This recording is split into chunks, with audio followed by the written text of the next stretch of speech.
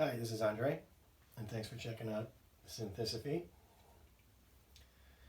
Synthicopy is scientifically integrating the wisdoms of history, based on fact and truth, into our present culture. Let's take a little side trip today. We call them side lights. We'll take a look at side light number 2. The theme of which is question your perception. Looking at this picture, what do you see? I'll give you a second or two. Do you see two men's profiles looking at each other? Do you see the chalice, all white, in the middle? Let's do another one. Look at this one. What do you see?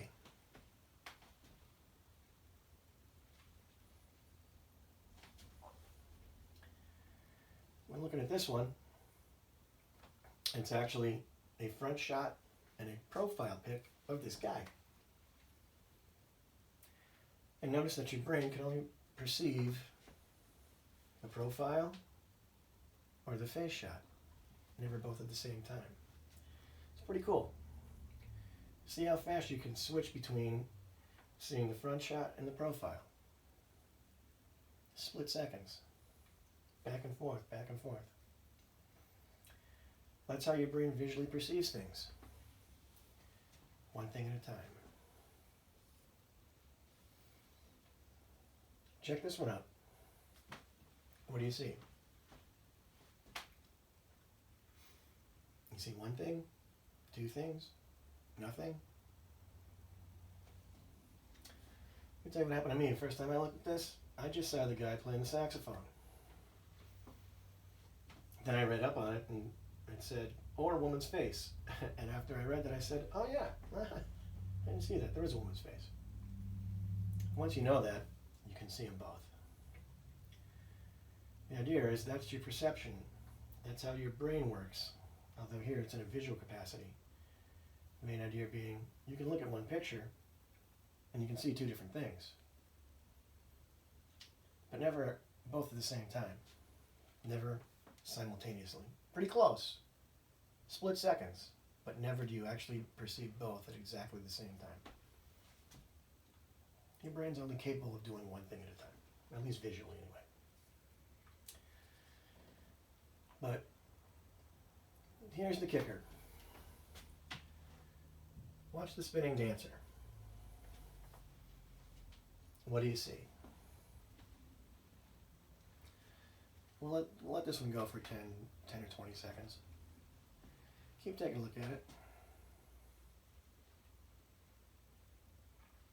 What do you see?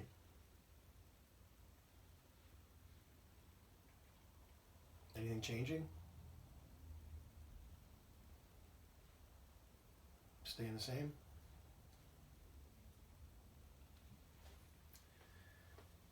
Let me tell you what happened to me when I first watched the spinning dancer. I saw her spinning around and I said, yeah, so what? And I clicked around and went looking for something on my desk and did a couple other things, and I looked back at her and I thought, is she spinning the other way now? At first I thought, seriously, that someone on the host site was watching me, and as I turned away, they switched the way she was spinning. I swear, that was my first thought. And then I thought, Andre, no way, get a grip. That didn't happen. And after that, my immediate thought was, she didn't change direction. She's always been spinning that way.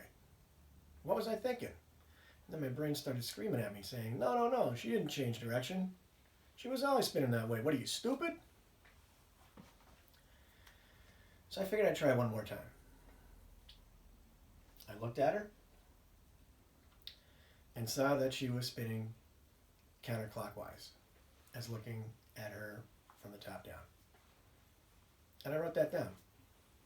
And the time too.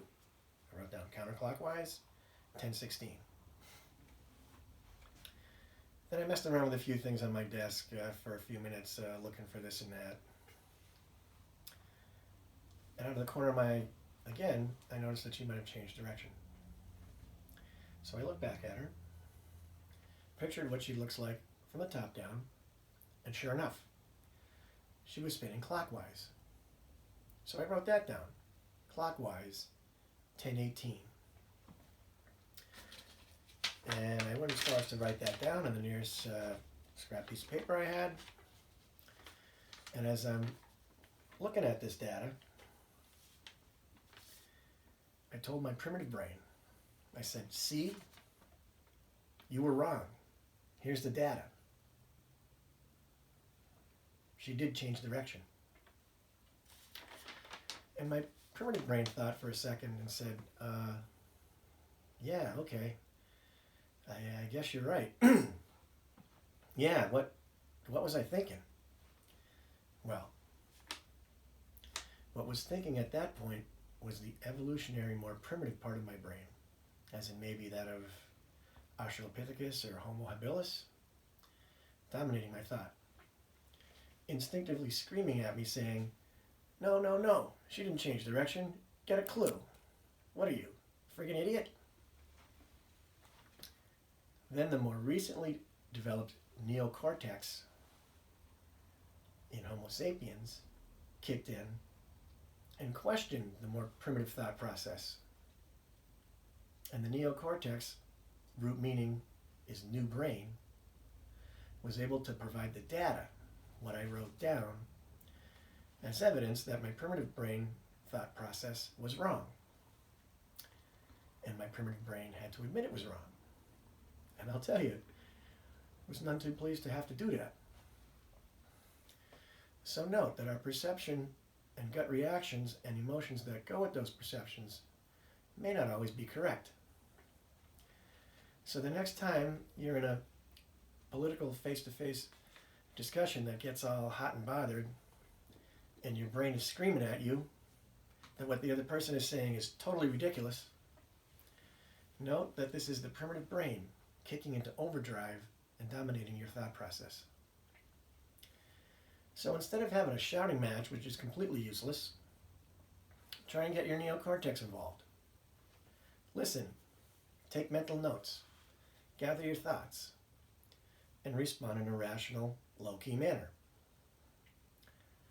This will do one of two things to the person with which you're having a political discussion. They will calm down a bit too, maybe start to listen and digest your information, and the discussion could continue in a more civil manner, each exchanging and digesting the other's viewpoints. Or they'll get even more pissed off and start screaming even louder and making all kinds of nasty gestures and facial expressions, at which point it's useless to continue the argument. They aren't listening. Their primitive brain is dominating. So think of some polite exit strategy or change the subject of the discussion and move on. Want to really question your perception? Put a mirror next to the spinning dancer so you can see the two of them. And at times, they will both be spinning in the same direction, which based on physics is a scientific impossibility. The idea here being, question your perception. For more detailed discussion on the spinning dancer and brain function, check her out at Wikipedia.